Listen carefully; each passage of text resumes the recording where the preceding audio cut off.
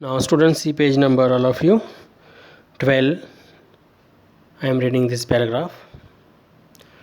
This is the second key feature of our Indian Constitution, parliamentary form of government. Just listen carefully.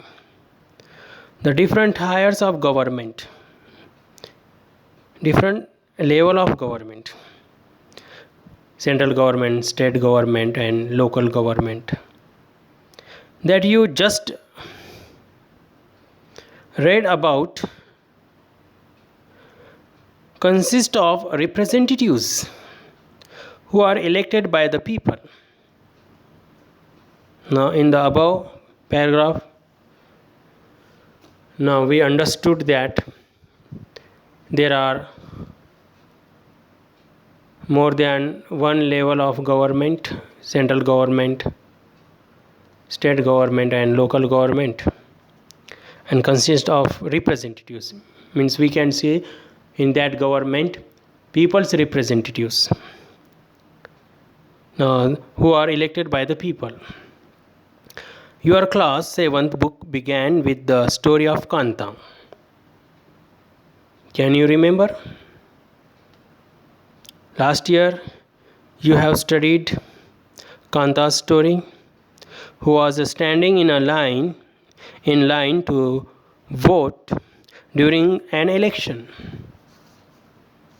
Now see this page. I am reading this paragraph. The Constitution of India guarantees universal adult suffrage. Now suffrage means the right to vote. Our Indian Constitution provides guarantee to all citizens right to vote. It's called universal adult suffrage. When they were making the constitution, means when our members of Constituent Assembly, when they were preparing our India's constitution, the members of the Constituent Assembly felt what felt? That the freedom struggle had prepared the masses for universal adult suffrage. Means while preparing our India's constitution, they felt that after the independence, to all citizens now they should have right to vote, universal adult suffrage. That this would help encourage. Now they have right to vote means universal adult suffrage. Now it would help to encourage a democratic mindset here, thinking. So we have right to vote. Now it helps to encourage to our people, to us, for what? For our democratic thinking, for the development of the democracy. It is good or better for our democracy, and break the clutches of traditional caste, to break down the caste system, class and gender hierarchies, means rank system, higher, lower. This means that the people of India have a direct role in electing their representatives.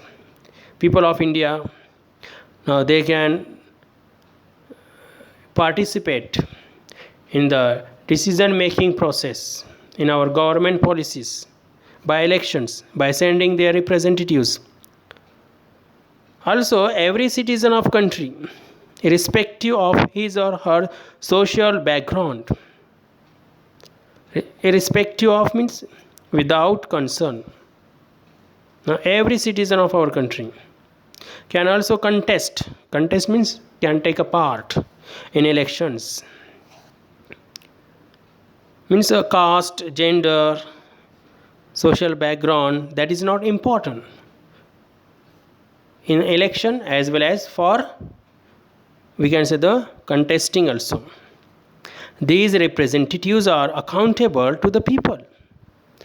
The representatives which are elected by the people, now they are responsible for the people.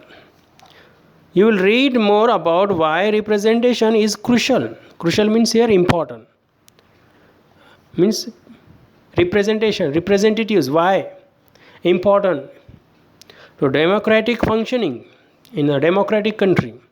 In unit 2 of this book we will read. Now, third key feature, separation of powers, we will read in next clip. Thank you very much.